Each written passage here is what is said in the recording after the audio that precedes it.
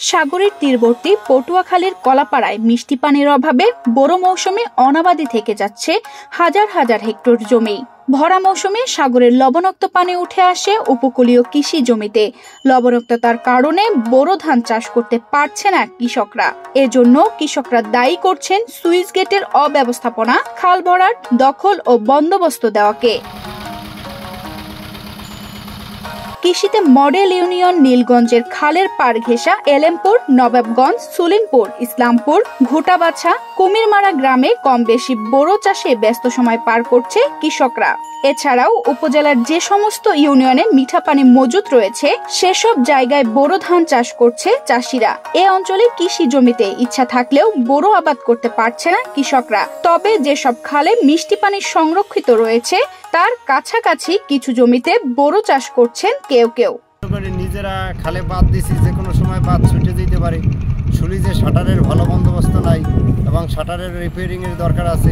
কৃষি কর্মকর্তা এই ব্যাপারে অবগত করা হয়েছে, কোনো বন্দোবস্ত নেওয়া হয় নাই।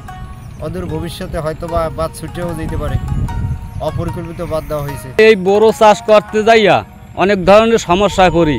দেখা যাইতে আছে যে কোনো বছর আমরা ফসল ভালো ফলাইতে পারি, কোনো বছর ফলাইতে পারি না। কারণ হইলে এই একটাই যে আমরা এই সুলিজ লইয়ে সমস্যায়, এবং এই সুলিজের যে আমাকে এই খালটা লইয়া আমরা বান দিয়া ব্যবহার করি মিডিয়া পানির।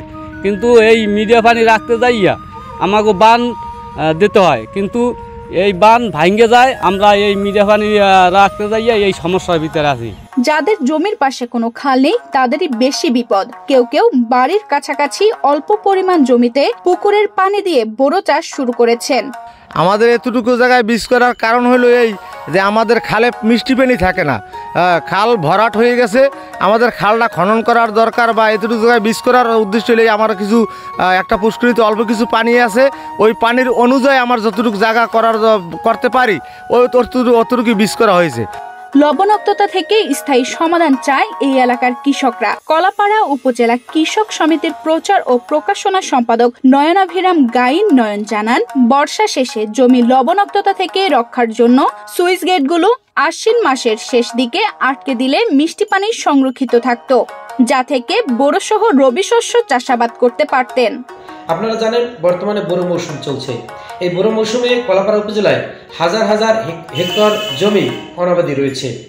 আমন মৌসুমে ব্যাপক চাষাবাদ হয়েছে, এলাকায় ব্যাপক ধান ফলেছে, কৃষকরাও লাভবান হয়েছে।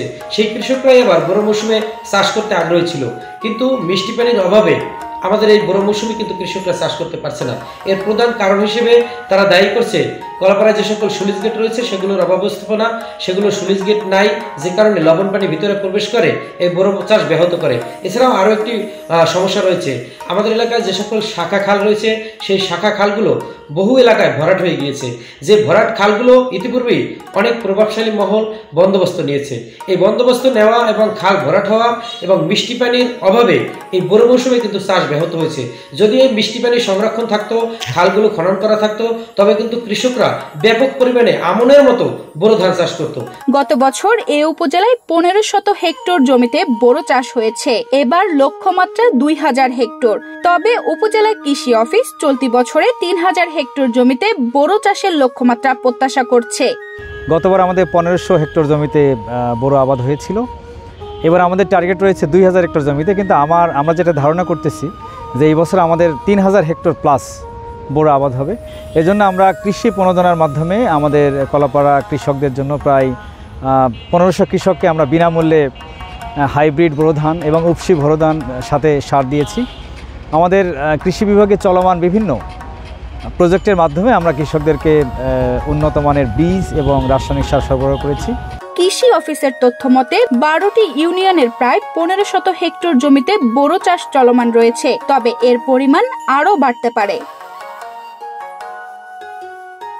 তানজিদা রহমান ইনায়া, বাংলাদেশ প্রতিদিন।